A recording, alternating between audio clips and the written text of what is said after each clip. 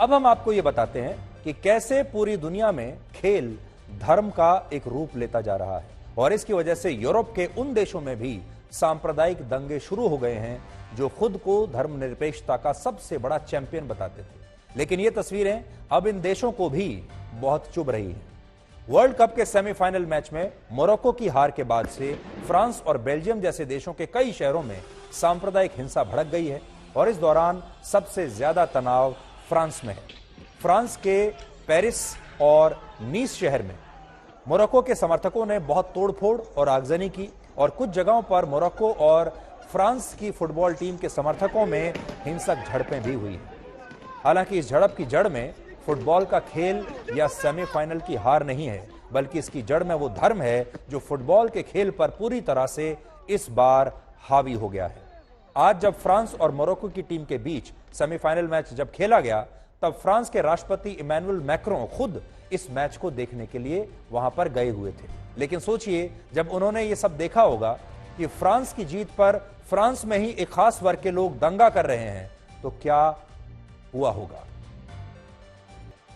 अब तक क्रिकेट के खेल में ही आपने ये सब होते हुए देखा होगा। जब आपको याद होगा भारत और पाकिस्तान की टीमें एक दूसरे के खिलाफ खेलती हैं तो ये मैच धार्मिक रूप ले लेता है।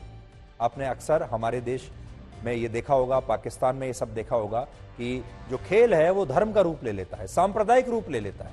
लेकिन इस बार फुटबॉल के वर्ल्ड कप ने भी ये धार्मिक रूप ले लिया है, यानी इससे अब कोई बचा नहीं है, कोई अछूता नहीं है। असल में फुटबॉल के वर्ल्ड कप के सेमीफाइनल में जो 4 देश पहुंचे, उनमें मोरक्को अकेला ऐसा देश था जो खुद को इस्लामिक देश मानता है और जिसकी कुल आबादी में 99% लोग मुस्लिम आबादी से हैं, यानी इस्लाम को मानते हैं 99% लोग। इसलिए जब मोरक्को की टीम वर्ल्ड कप के सेमीफाइनल में पहुंची तो इसे मोरक्को के लोग और दुनिया के बहुत सारे इस्लामिक देशों के नेता इस्लाम की जीत बताने लगे और मोरक्को को इस्लाम का प्रतिनिधि मानने लगे, इस टीम को इस्लाम की टीम मानने लगे। ये तस्वीरें 10 दिसंबर को खेले गए क्वार्टर फाइनल मैच की हैं, जो अभी मैं आपको दिखा रहा हूं, जब मोरक्को के खिलाड़ियों ने अपनी जीत के बाद मैदान पर ही इस्लामिक तौर तरीकों से जश्न मनाया था। ये क्वार्टर फाइनल के मैच के बाद की तस्वीरें हैं जिसमें मोरक्को जीता था और यहां तक कि खिलाड़ी और उनके टीम के स्टाफ के लोगों ने भी मैदान पर इसी तरह से सजदा किया था। अभी तक आपने पाकिस्तान के क्रिकेट खिलाड़ियों को ही भारत के खिलाफ मैचों में या दूसरे मैचों में भी ऐसा करते हुए देखा होगा, लेकिन इस बार फुटबॉल के खेल में भी ऐसा ही हुआ है जैसा पहले पाकिस्तान की क्रिकेट टीम किया करती थी। बड़ी बात यह है कि मोरक्को की इस जीत के बाद यह कहा जाने लगा कि वर्ल्ड कप के सेमीफाइनल में सिर्फ मोरक्को की टीम नहीं पहुंची, बल्कि मोरक्को की टीम के साथ दुनिया के 190 करोड़ मुसलमान भी सेमीफाइनल में पहुंच गए हैं, जहां उनका मुकाबला एक फ्रांस जैसे देश से है और फ्रांस को इस्लाम विरोधी माना जाता है, इसलिए इसने एक सांप्रदायिक रूप ले लिया।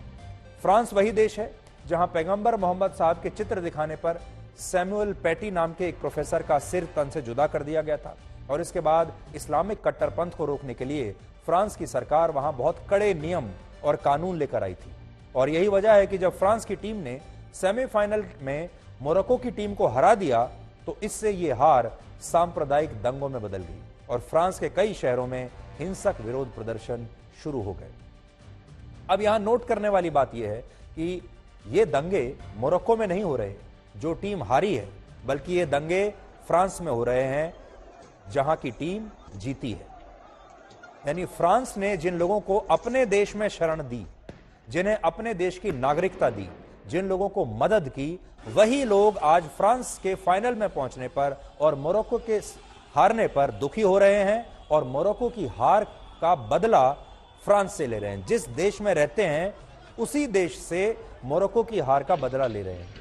एक सर्वे के मुताबिक 6 करोड़ 75 लाख की आबादी वाले फ्रांस में अभी 3% मुसलमान रहते हैं, जबकि फ्रांस में मुस्लिम शरणार्थियों की संख्या लगभग 5 लाख है,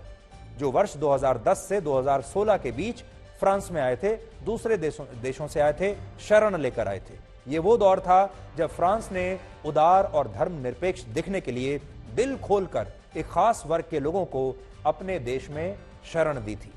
लेकिन बाद में यही लोग फ्रांस की सरकार से यह मांग करने लगे कि फ्रांस के तमाम कानूनों को उनके धर्म के हिसाब से बदला जाए और फ्रांस के कानून उन्हें मंजूर नहीं है। फ्रांस की ही तरह बेल्जियम ने भी खुद को सेक्युलर दिखाने के लिए ऐसे शरणार्थियों को बड़ी संख्या में अपने देश में कई वर्षों तक शरण आने दिया। लेकिन आज यही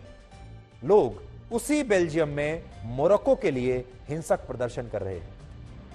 बेल्जियम की कुल आबादी 1 करोड़ 16 लाख है, जिनमें 8 लाख लोग इस्लाम धर्म को मानते हैं।